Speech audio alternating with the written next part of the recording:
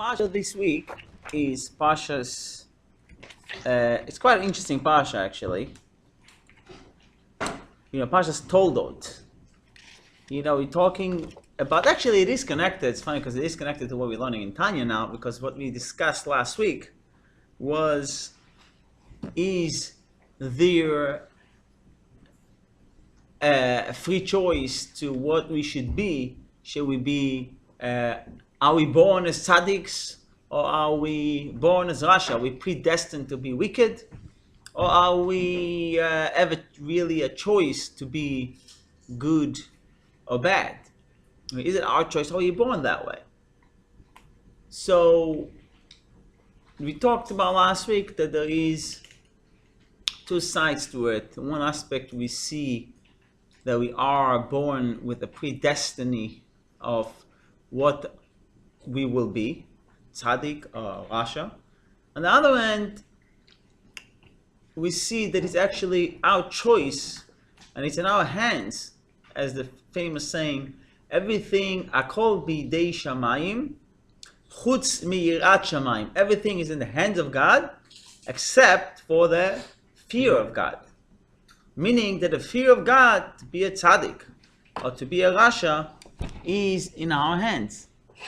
This week's in the Pasha, we have a proof to one and not the other. We're reading about we're reading about Yitzchak and Rivka and their marriage. Last week we read about the marriage of Yitzchak and Rivka. And this week we're reading about the birth of Yaakov and Esau. And who was the firstborn? It's a dispute. Very good. Yaakov was conceived first. Yaakov had his hand. But then Esau came out of the womb. Yes. Heel. Very good. Yaakov was conceived first, and our Rashi brings an analogy to a pipe, that you're putting a drop into the pipe, and the first drop is going to come out last. So Yaakov was created first from the first drop of his father, and that's why he came out last, but he really was created first. So in essence, he really was the first. Halacha go, but yeah, and that's why he had to buy the birthright from Jacob. From Esau. But we're having an interesting thing that we read in the Parsha. It says that Rivka had a word feelings on her womb. She would pass by a house of worship, a synagogue, a shul, and she felt that the child wanted to go out. And then she passed by a house of idolatry, and she also felt the child wanted to go out. And it says, "Vatelech lidrosh et Hashem." She went to ask Hashem. She went to the midrash, the base midrash, the yeshiva of Shem and Ever, and she went to ask, "What's going on? This pain of the pregnancy, this pain of the feelings that this child. What is he? Is he going to be a tzaddik or is he going to be a rasha? What is he going to be like?" I'm passing by a synagogue, feel like he wants to go out. I'm feeling like he wants to come out.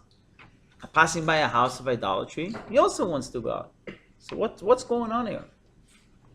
So they told her, Shnei goyim bevitnech. You have two nations in your womb. Ushnei leumim mime'ayich yiparedu. There are two people that will come out of you. One will be a rasha, and one will be a tzaddik. That goes against the first line. Very well put. That shows that we are predestined from birth to be a tzaddik or a rasha, and it's not really our choice. That's one of the things we will discuss next week to see, how does that work with what we have learned. We do have a free choice. Yes. In a course of my studies, I studied handwriting analysis. And one of the questions that I got was, you can ascertain if somebody has distinct personalities by examining their handwriting. That doesn't mean that equates to their behavior. Personalities are fixed, but their behavior is something they choose. When I was talking to my own children about basically the same thing, I said scientifically they've proved that every human being has so many X and Y factors, and it predetermines whether they're going to be a really worthwhile person or a person that you want to avoid, a criminal. I said, but you can take two people raised in the same family that are twins with the same amount of X factors, and one chooses to be a worthwhile person and winds up becoming a hero, discovering secrets for the government and preventing loss of life, but he's still a second-story burglar. Yeah, it's true. But he's using his gifts in a positive way. Right. The other person decides to use his gifts in a non-positive way, and he's somebody you don't want to invite to dinner. No, it's true. I mean, I was just today earlier with the executive assistant of the governor who recently lost her husband, and she was telling me how he was a dwarf, and when he was born, he told his parents, well, he's not going to leave, he's not going to make it, and then he's not going to make it past 5 years old, and then after he made it, he told, oh, he's never going to make it through school, he's never going to succeed in life, and then he proved everybody wrong that he succeeded and did very well, and so it is our choice, despite what the so to speak, the predestiny we have to choose what to be in. And we're going to see next week that it depends about the two aspects to our being. There is an external aspect and an internal one. So it depends what do we talk about. And depending on that, the answer will change, whether it is predestined or it could be changed. Yes, Alan? It says in Tanya that one's a Russia, so why is it only be born Tzaddik, only be born in Russia, if we're born from people like that? If we're born from Yahweh, which is Tzaddik, so that means we should also be Tzaddik in Russia. Right, and we'll get to it next week. Next week we'll talk about, this aspect. And if you're bloodthirsty, if you're somebody who likes the side of blood, then you can become a shochet. Mm-hmm. Right, you can use it to good, yeah. Something good. Right, you can direct it towards. You don't necessarily have to fight against your natural proclivities that might lead you to defeat. Right, correct. Okay, so now let's get into the parsha now.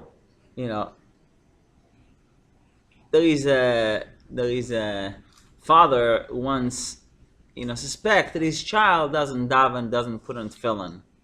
So the next time the child went into high school, he put in, $200 as, money for him to use, and he put it in his tefillin bag, and he waited to see what's going to happen. So after 2 days, the son is staying in the dorm. He calls in the father, and he said, I need money. I'm running out of money. I need money. So the father said, if you put on tefillin, I'll send you money. So a day later, the child calls and says, Father, I need money urgently. I put on tefillin and I didn't get anything from you. And the father said, well, if you put on tefillin, I'll send you the money. And the child came back home and said, Father, why did you say that I didn't put on tefillin? Because the father said to the child, I guess you don't put on tefillin, because if you put on tefillin, I'll send you the money. So he comes back and he said, why did you say I didn't put on tefillin? So he asked him to open up his tefillin bag, and he shows him the money's in the tefillin bag.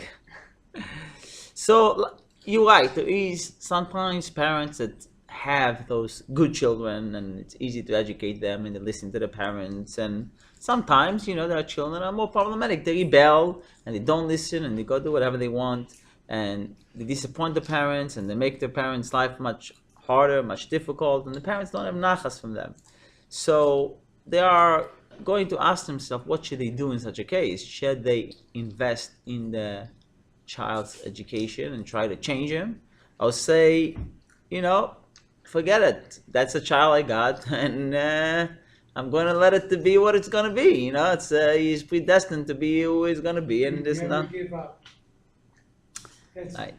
that's not an uncommon philosophy, is what can I do? My child is this way. I never gave up. In heat of rage, no matter how mad I was, I never called my children stupid.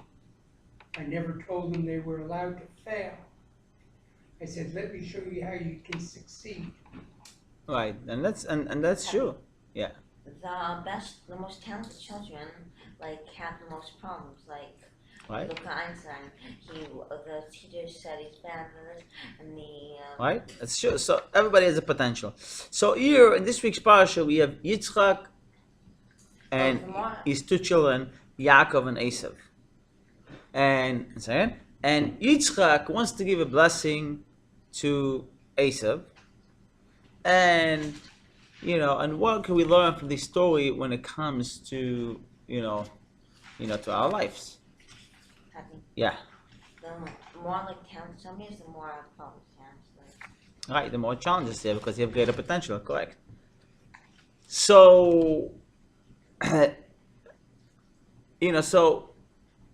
so they're giving Rivka the prophecy that there'll be two children, one will be a tzaddik, one will be a rasha. Sorry, Danny, you wanted to say something?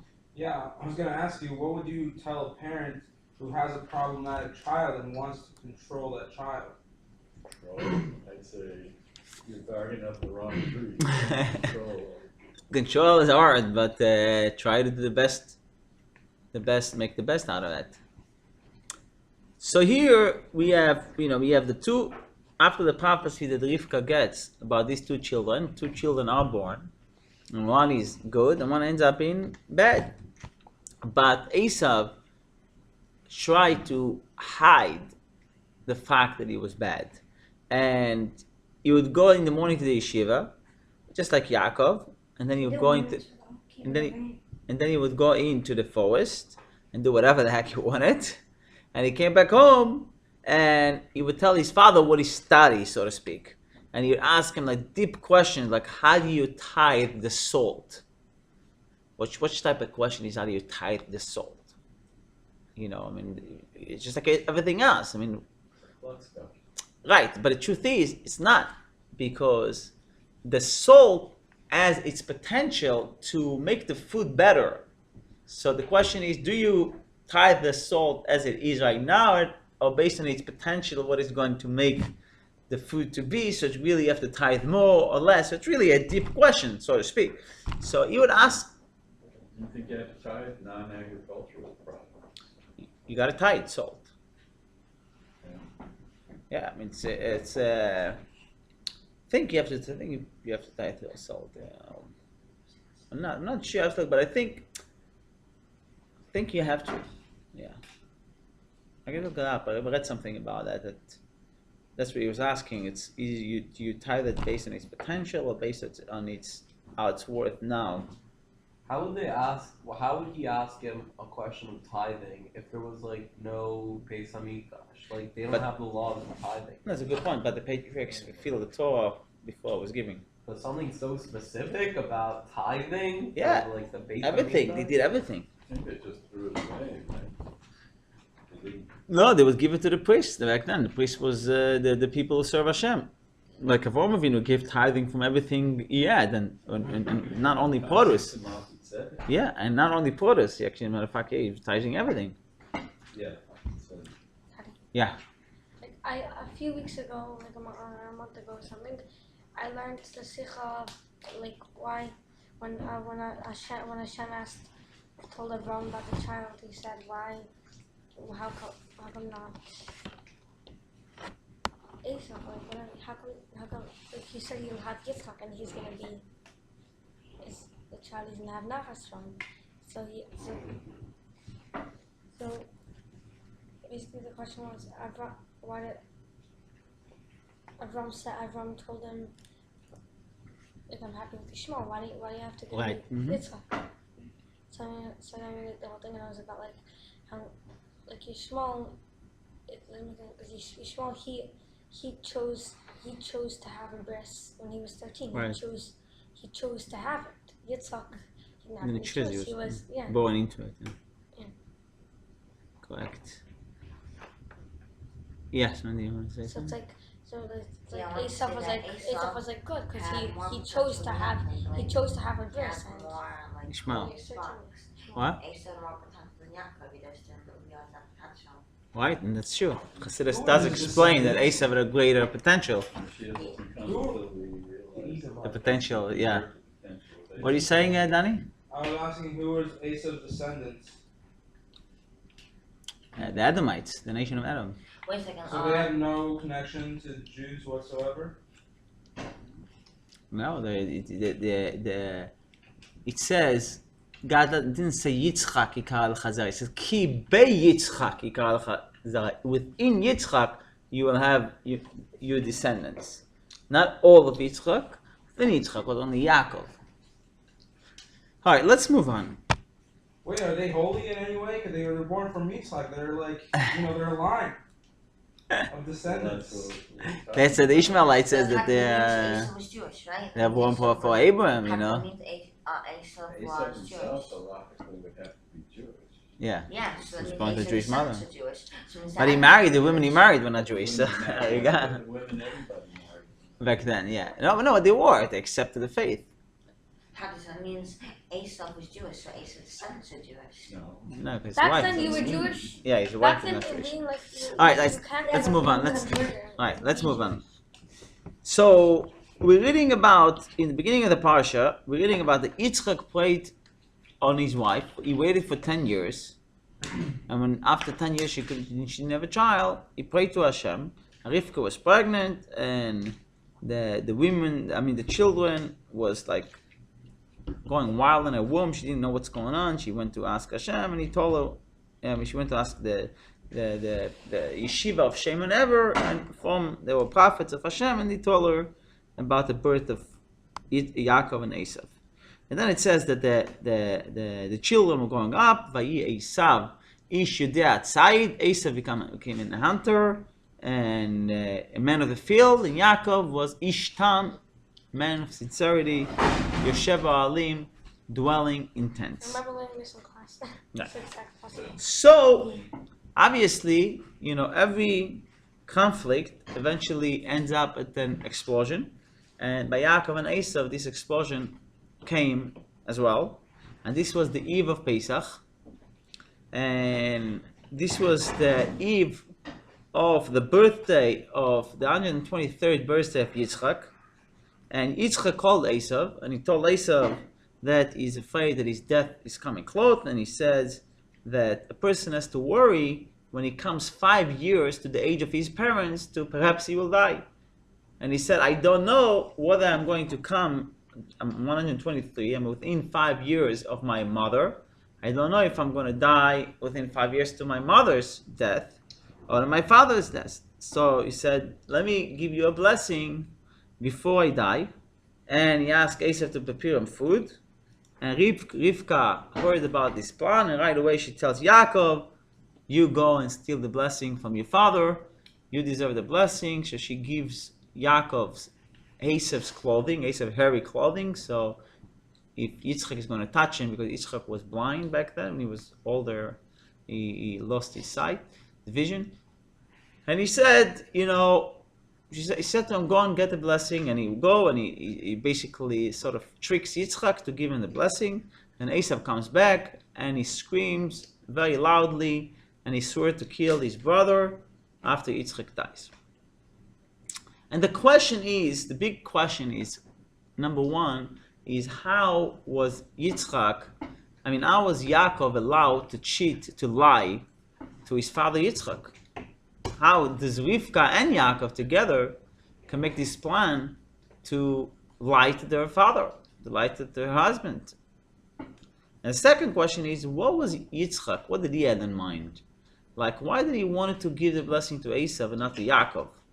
At least maybe just share the blessing equally between both of them. And the question is really, does Yitzchak really knew who Esav was? That he was a bad man? Or he really didn't know that he was a bad man? He was able to trick him?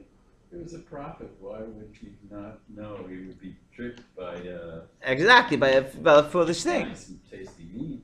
Alright. So, Well, Esav had outstanding kibud out. right, he did that. That's true. And the second question is more we're going to deal with, in this parsha about, whether Yitzchak knew who Esav was or he didn't know. Can we prove from the passages that he know or he didn't? So if you take a look at what it says in the parsha, Vayihi Esav ish yodea tzayid. Esav was a man of hunting, and it says, Rashi explained that he was able to hunt people in his mouth. He was able to trick people, like he tricked his father. He asked his father, how do you tie the salt and grain and other things?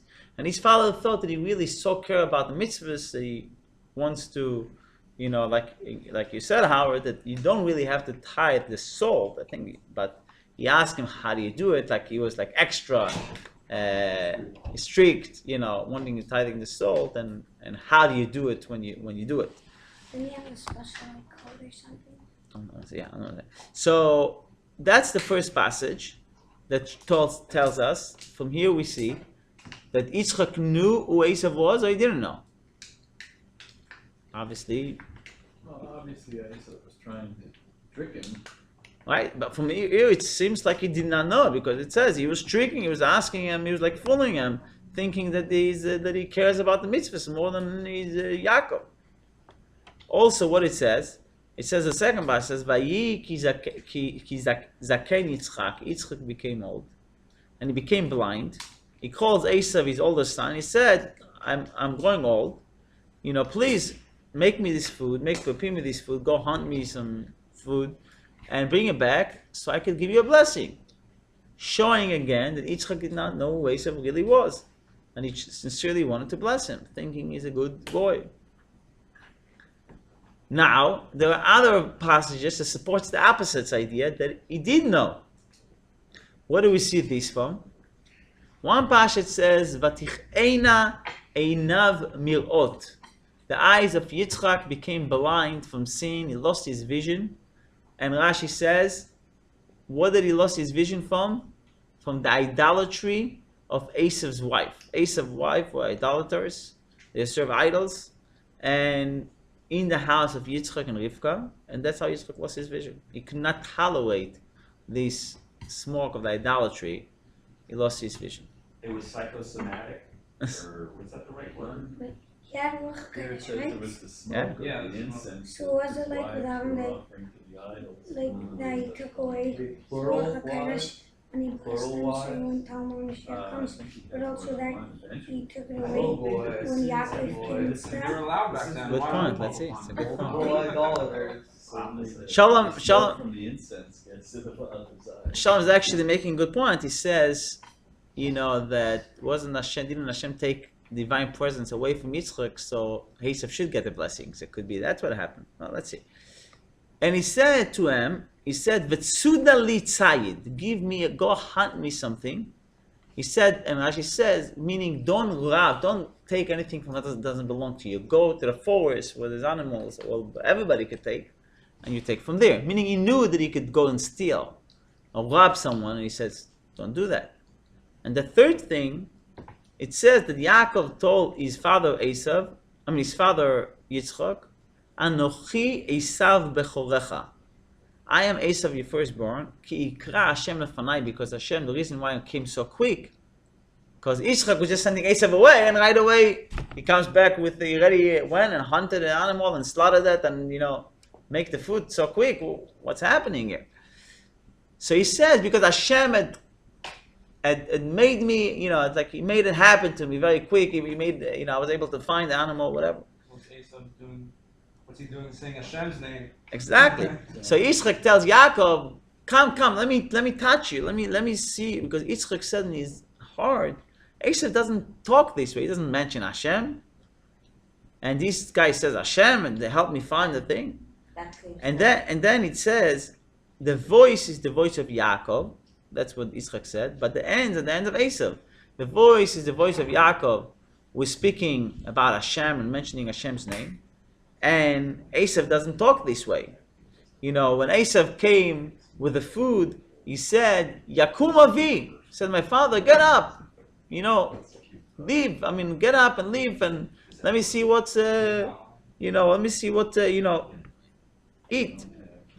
So at any event, we see that there's two ways to support, the opinions that that Yitzchak really knew who Esav was, and there's another way, both from the passages themselves, we see they prove both ways. One that Yitzchak did know, the other one that Yitzchak did not know.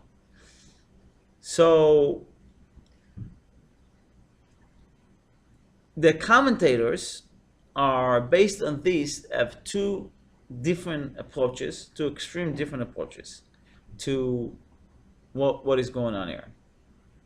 The Abar Banel is writing that it says there's no doubt that Yitzchak should have looked into what Esav was doing and to how evil he was and his wife was, and that the children that will be born to them will be bad children, will be evil children.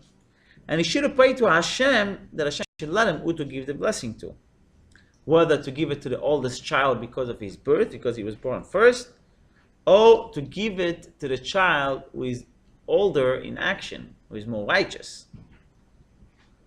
But it says that the love that he had to Esav, because it was his firstborn, it made him not overlook his bad action, his bad deeds. And it says, perhaps this is the explanation why it says that Yitzchak was old and his eyes didn't see, meaning that he did not look in properly to the action of Esav. He overlooked the action of Esav, and he only saw the good thing about it. He didn't want to see his bad action. That's what the Abarbanel writes. The Ramban writes, however, that Yitzchak did know exactly who Esav was. And Esav was the firstborn, and therefore he deserved the blessing because being the firstborn. So he wanted to give him the blessing. Because, if you go by birth, he is the firstborn. So, there is a concept of the firstborn who deserve, double the portion of the inheritance and so on and so forth. So, really, there are two commentators based on these two passages saying one that he did know and one that he did not know. They're So all you're right. not. They're all right. Sorry. Go ahead. That just proves anymore when he said that he knew that Esav was doing that Esav was bad because he like you said before, I was thinking like Esav doesn't say Hashem's name like he's bad. He doesn't like. Right, but there's two ways to look at it. You can look at it from both perspectives.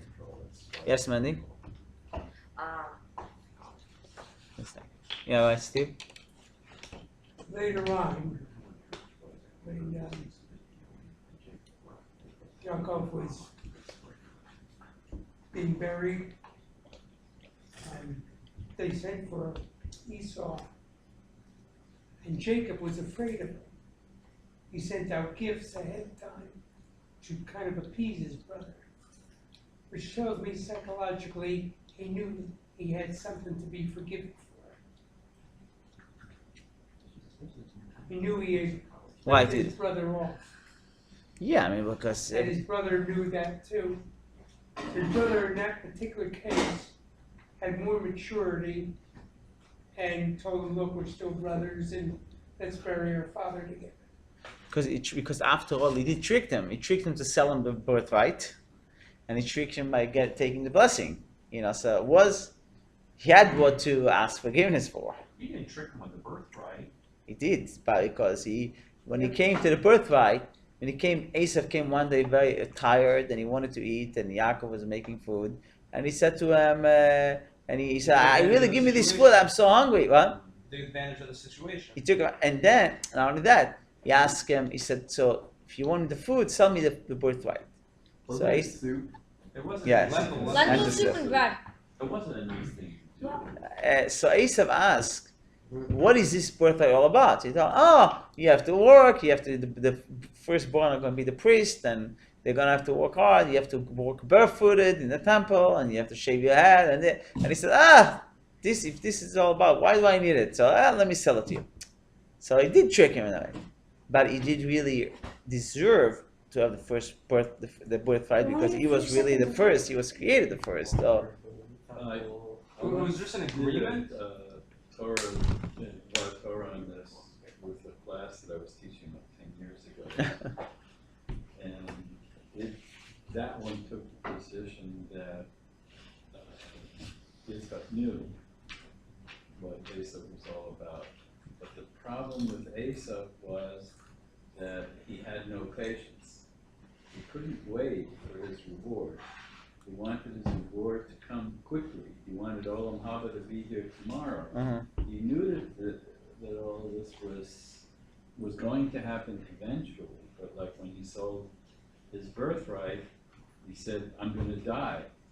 He didn't mean, he's going to die immediately if he doesn't have a little lentil soup. Or what he meant was something more profound, that he's just a human being and he will die. And who knows how long it's going to take until he's resurrected. It was not, he couldn't latch on to that kind of thing. And they also took the idea that Esav, that the reason that Yaakov,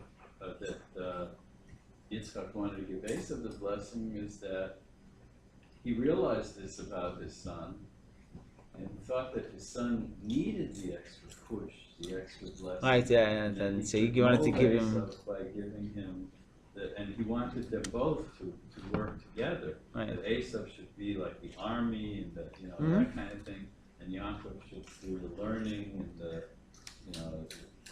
that kind of thing. If they cooperated like that, they could bring Mashiach quickly. Right, and there is something interesting. Let's see it.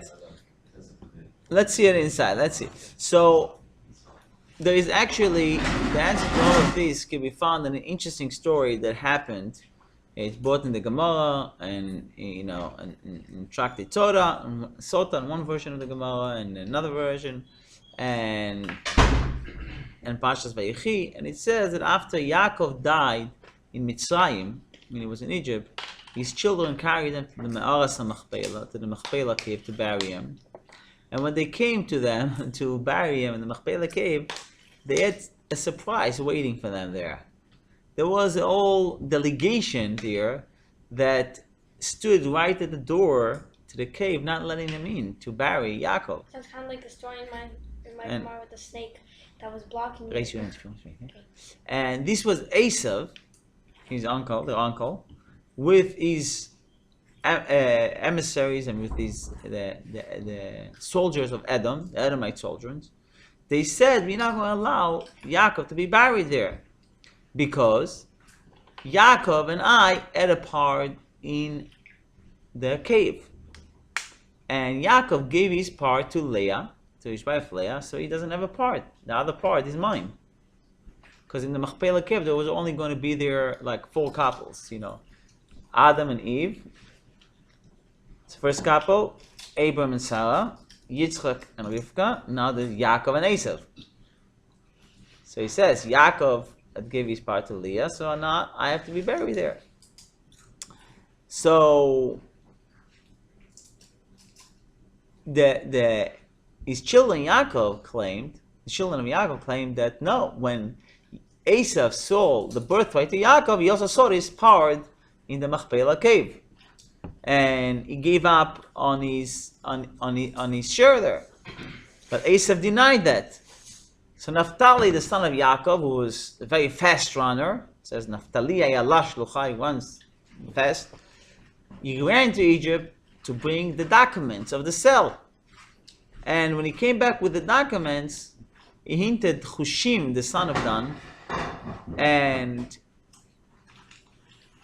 he took his sword and he beat Esav with a sword on his head, and Esav's heads flew out and rolled into the cave right by Yitzchak's legs or Yitzchak's hands.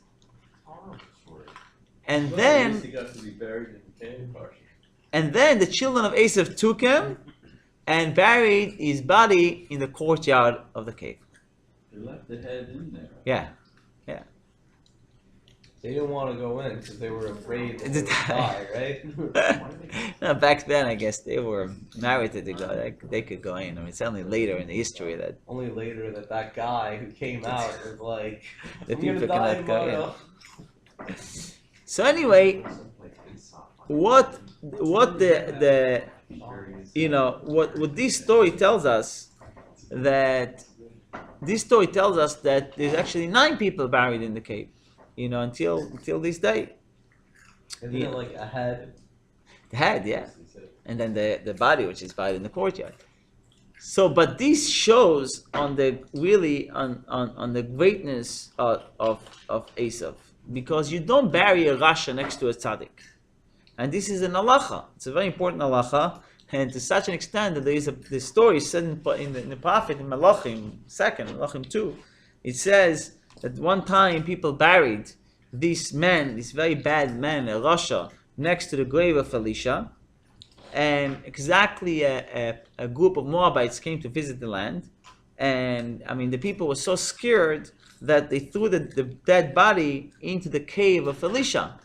Elisha was a prophet after Elijah, you know. And it says that a miracle happened, and the dead man came back to life, and got out of there in order that he should not be buried next to Elisha. It was actually a zombie. Yeah, he sounded like he was dead. But So- Elisha, that was a post-death miracle that Elisha performed. Right, so the idea, it's such an important halacha that you don't bury a rasha next to a tzaddik. So it shows that if the head of Esav was buried by Yitzchak and it was left there, that he is after all not a rasha, that he has spiritual greatness. His body was a Russia, But his head was that he surely had a part. You know, there was something about Esav, something deeper. So what can we learn from that? That Esav's head flew into the cave and the body remained outside the cave. So the connection is, That's what I'm yes, saying, that Aesop is actually has like a greater potential than right. So that's it. that's greater. So the connection between Yitzchak and Esav was in Esav's head. You know, Esav had a great soul.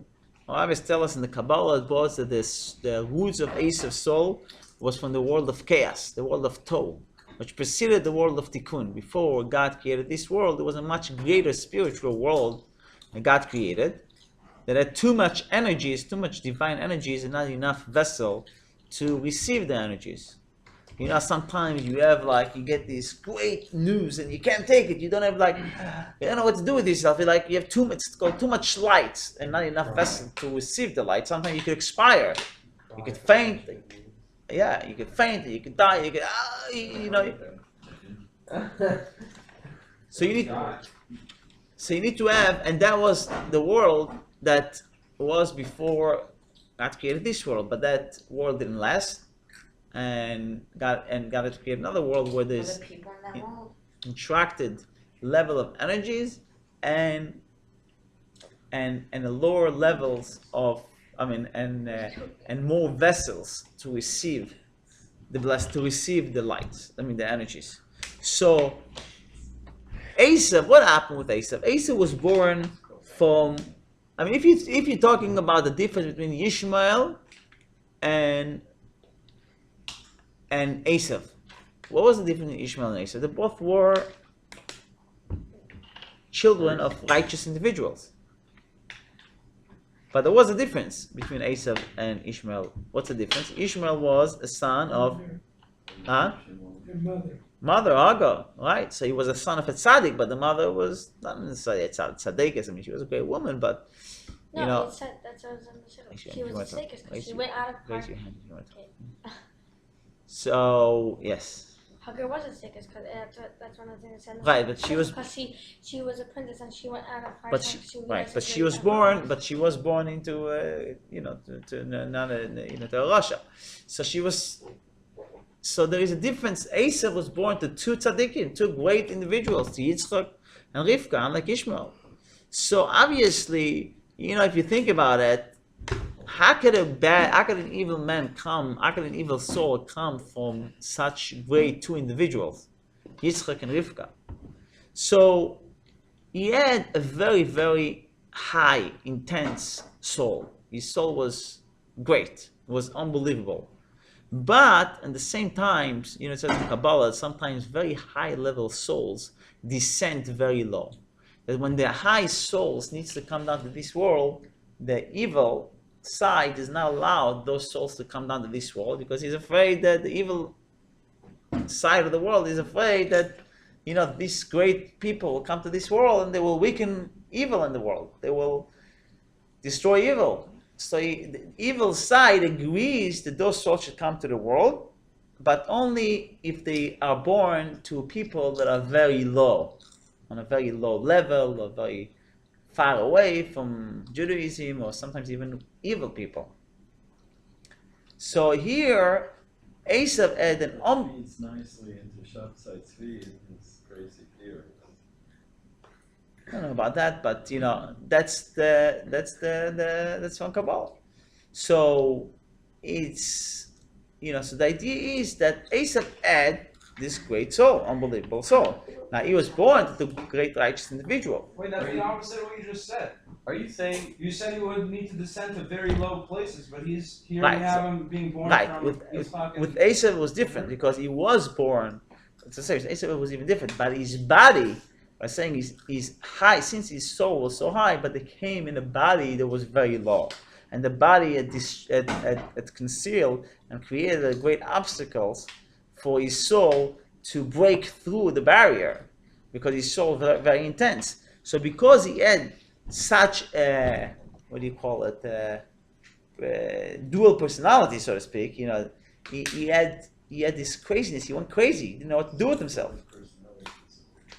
Yeah, he had a personality. So he felt like on one hand he has his soul, which is so intense. On the other hand, his body drives him crazy. So he's like, it's unbelievable. So you see, he went crazy. One second, Mike. Yeah. So, how I know that you hold people responsible for their actions, but people were raised in families, and how much do you hold parents responsible for their actions of their children in terms of raising them and things? Because there's some parents that just do a bad job raising children. Right. That's a different subject. They should be held more responsible. But yeah, you're right. It's true. It's a problem. The people that sit in prison a lot of times, so you should put their parents in prison.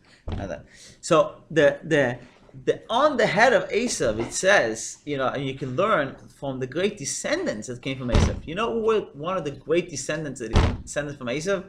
Herod. Huh? Herod.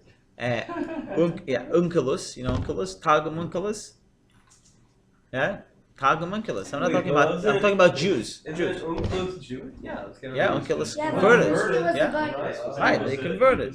He was Idumean, which were the Edomites. He was born from an evil person. Now, also like Danny mentioned that about Esav's great kibbud up. Esav had an unbelievable level of honor to his father. He visited him every day, he brought him food. So He was his father. he had a very what? He was tricking his father. He was tricking his father. Yeah, but he had a great level of respect to them. How come Esav? Okay, one sec, guys. Let's just move on. So, who else came from Esav? Shmaya and Avtalion, great descendants. Rabbi Akiva, and his students, Rabbi Meir Balanes, Rabbi Akiva. Rabbi Akiva was the son of a convert. Rabbi Meir Balanes. There are great people that that came out of Esav. of Esav.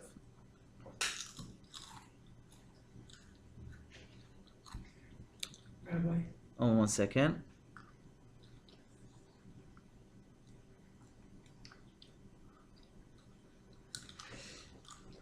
So So the fact that this great potential soul, I mean not just potential, these unbelievable souls that came out of the descendants of Asa from Edom, descendants of Edom were converted in Judaism later, shows about the great sparks that are hidden within Asa. And this is, expresses itself even more if you look at it. There aren't such famous converts coming from the descendants of Ishmael. But from Edom, from Asa, when it says, it is explained that that's the reason why we have many converts, more from like Christian converts and like this, than Muslim converts. There aren't too many Muslim converts, but there's a lot of converts that come from the Christian world, and because going back to the sparks that belongs to Asaph, and there are more. Asaph was born. Ishmael was born to Abraham before he did the bris, so there was different things. So there's not the Ishmaelites are not there's all Hasidic discourse on that, but Asaph was born after. Yitzchak was born after Abraham had the bris. So after Abraham had the bris, all the connection of the Ishmaelites was basically cut off from Abraham. So you don't have such a connection. There isn't any connection to Jews there. But after Ishmael, but Esau was born to Yitzchak and had a great potential, and that's why you find out all these converts that comes from the first great rabbis that come from him. And and the only thing is that the problem, obviously, the bigger problem was that he did not know how to utilize that potential. It was for him, all this light were destructive. Yes. So when Asa 1 second. Steve wants to say something. Yeah, go ahead, Steve. I was going to give a personal example that may make this Shalom. gentleman Bottle of water, please. understand parenting a little bit. My youngest son, who turned out great, was a wheeler dealer. He could lie to your face when he was a youngster, which is not abnormal. And I was really afraid for him. And I was a disciplinarian, but I also tried to show him by example. My wife and I took everybody to shul. We didn't just send them by themselves. One day in the store, I handed a woman a $20 bill, and a $10 bill, excuse me. And she gave me change as though I handed her 20. And I looked at it in my hand, I said, ma'am, you better check, I only gave you 10. So she looked in the drawer where she put my 10, and she quickly snatched it back, because she had a lot of motivation for making her receipts balance at the end of the day. They take it out of the employee's pay. On the way out in the store, my son asked me, Dad, that was an honest mistake. Why didn't you keep the money? That wouldn't have been an honest And I response. said, if I didn't realize it, and I put the money in my wallet, and 3 days later I was surprised at how much money I had, and I didn't think I had that much, that might be an honest mistake.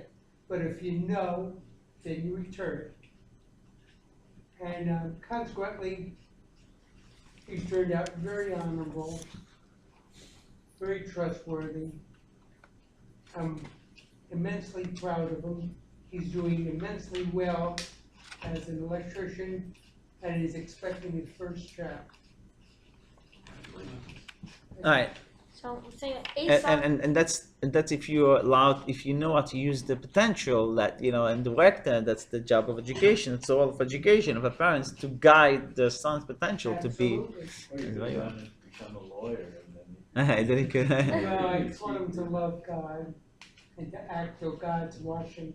You ever notice how when you've got a few points on your driving license and a trooper pulls in behind you, and how well you drive for the next 20 miles or so? Well, that's the same relationship God has with you. God is looking over your shoulder. Remember it. He's my co-pilot. All right. So Even Asa, yeah. when he was even before he was born, how come he was still kicking to get to the place of idolatry? If he had a good soul. So that's we'll touch about next week. The why Look, that there's a difference in let's say- what externally to Have you had internally. this happen? Because, like, let's say a brick falls from a wall, the higher the brick is, Very the good. lower it descends. Good so. point. Yes, very true. Okay, so let's wrap it up here. Okay, So it is actually very interesting. If you look into to the descendants of Esau, it says that all the Roman nation, entire Roman nation, and all the Christians, are considered to be the descendants of Esau, and that's why it's called, this exile is called the exile of Edom, the Edomites exile. And the commentators explain that Eliphaz, the son of Esau, the grandson of Esau, Tzfo, the son of Eliphaz, who was the son of Esau, went to Italy and Greek and built the whole empire there. And after 100 years, it turned to be the Roman Empire. And Barbanel adds that if you look into the name of JC, Yeshua, those are the same letters of Esau. And Barbanel pointed out. Not Yehoshua, not Yehoshua, Yeshua. Yeshua, yeah. Yeshua. Yeshua. Yud Vav Ayin. That's not what they say. That's the name of the first in the Talmud. Then. The ayin. Yeah. Right. So, there's also, in the Torah it says, do not despite an Edomite, respect the Edomite. He's considered our brother. He's considered the brother of the Jewish people, much more than Ishmael is. Now, the only thing is, it's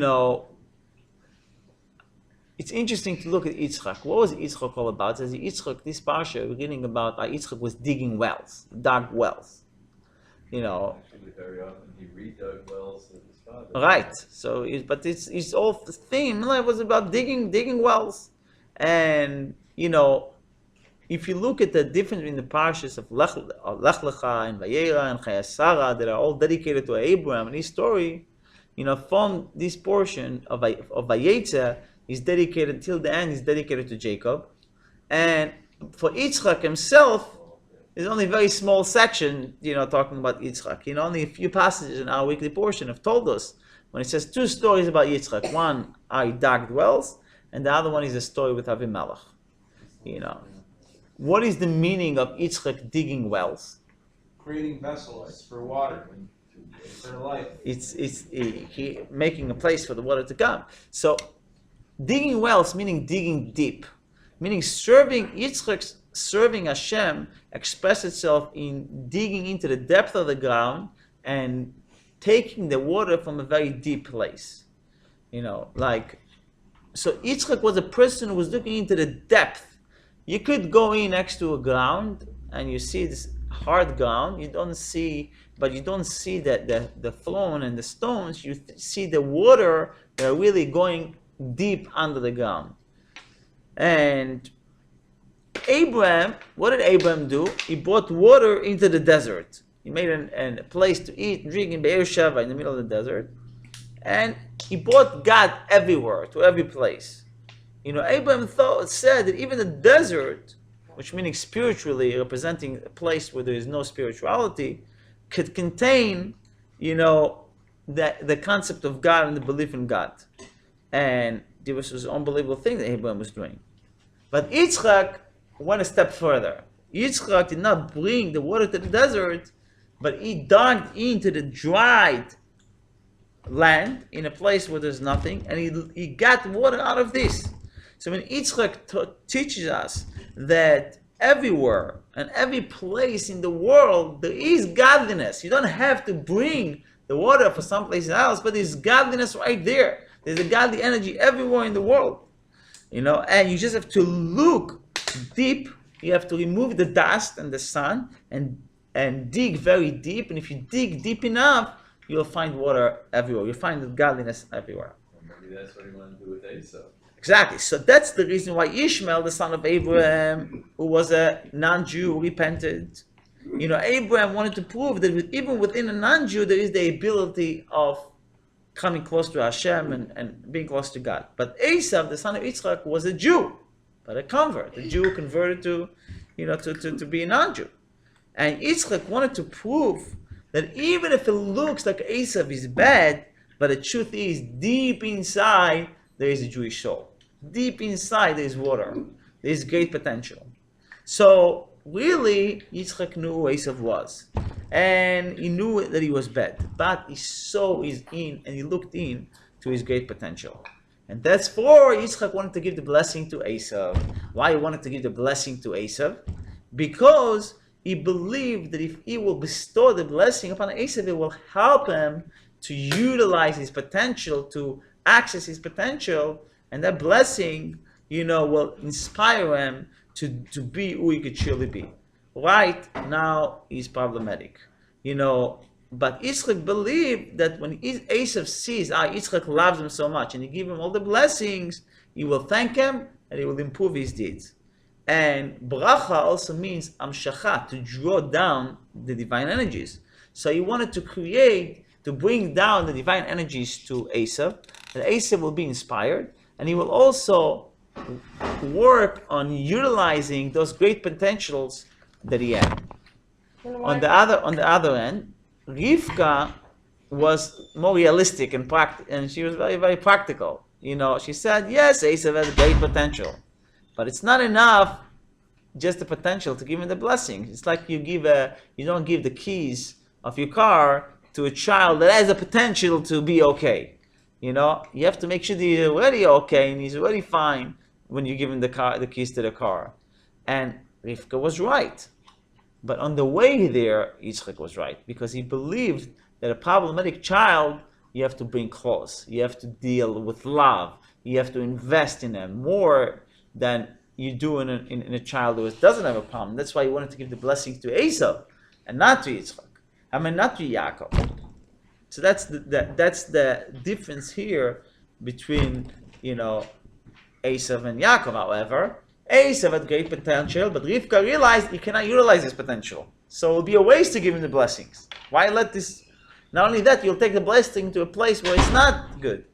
So she said, let's make sure to give the blessing to someone who can utilize them and make use out of them and utilize them properly, then giving it to Esau. And that's why she really was allowed to, and Yaakov were allowed of tricking Yitzchak, so to speak, lying to Yitzchak, to get the blessing for him, to make sure that it doesn't go into the wrong place. This also leads to a possible path where that's one of the purposes of the diaspora is to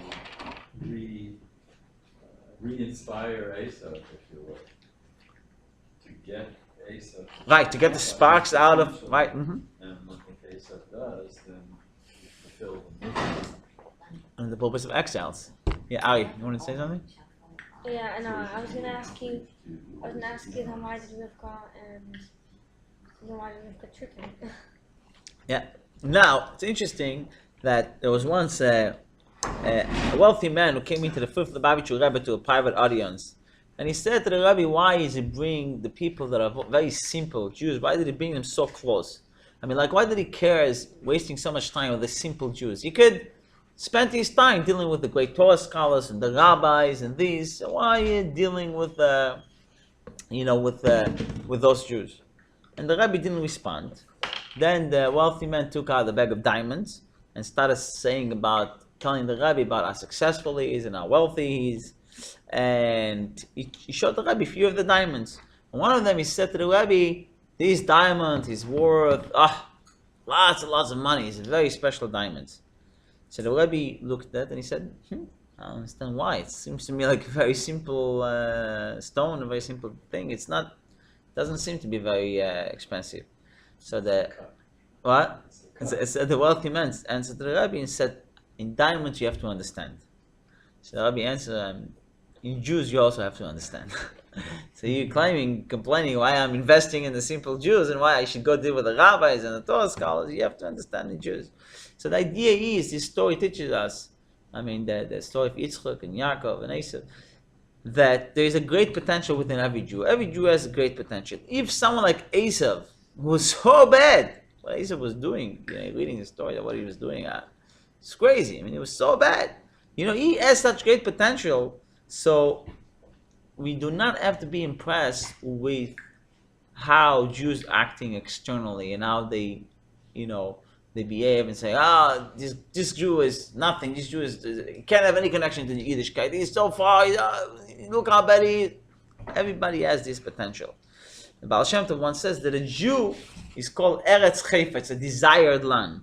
What does it mean? It's a land that has in it a lot of precious stone and jewels, and we have to dig into the heart of the Jews, remove the sand, remove the covering, the dust, the layers of dust that are blocking that preciousness in the soul, and dig very deep and find the beauty that they have. And that's our work, to dig in to our own hearts and find the great potentials that we have, and also dig into the heart of every other Jew and find out the potential that they have and utilize it. I don't understand the justification for Rivka and Yaakov's actions. Because what are we supposed to learn from that? That if we're doing something good, that it's okay to trick somebody? If we have right intentions, it seems like that's sort of the message here. The answer is that if we are on the level of Rivka and Yaakov, we know when we could do it. But we're not on that level, they were really able to see the great potential that is there. But we could still, the lesson that we do learn from this is we have to look into people's potential, not their action. We have to look deep, dig deep. First with ourselves. With ourselves, we have such a deep potential. But not just with ourselves, but other people's. That we sometimes look at other people's and say, this guy is, forget about it. He has no hope. He is so bad. What? I can't do anything with that. He's bad. So no, there's no such thing. If Esau had potential, every Jew has great potentials. I have one more question. We started this whole thing off by saying everything is in the hands of Shemaim, except for the fear of heaven. Mm-hmm. And then Rivka went to Yeshivat Shem and Evren, and then they told her you're gonna have a tzaddik in Russia. So how do we answer that? The free will. So we're gonna get back next week. We're gonna talk all about that and see how this. Oh, that ties into the Tanya. Yeah. That's what we're gonna learn next week. Yeah. Yeah. So Rebecca, she Not here. You Your own saw, show. and she Figure tricked yourself. Isaac. She tricked people. Well, she tricked Isaac, then. No, she tricked Esau. Well, she Yeah. kind of didn't trick him, but she did It's something my wrong thing, Joe. against him. Yeah. So she affected two people not in a nice way. It's disrespectful. Asa was her son. She can do whatever she wants. Yeah. No, She- that's she doesn't mothers have to. shouldn't most parents I don't think would treat their children like this. But that's what we talked about. That she knew that it was going to be bad if Asaph gets a blessing because it's going to get to waste. It's just like we could take the potential that God gave us and the godly soul God gave us and bring it lower to where it is already by committing sins, because God only brought it so low. We could bring it even lower. We could take that godly soul, that godly energy, and bring that energy to evil when we do an avera, when we sin. So it,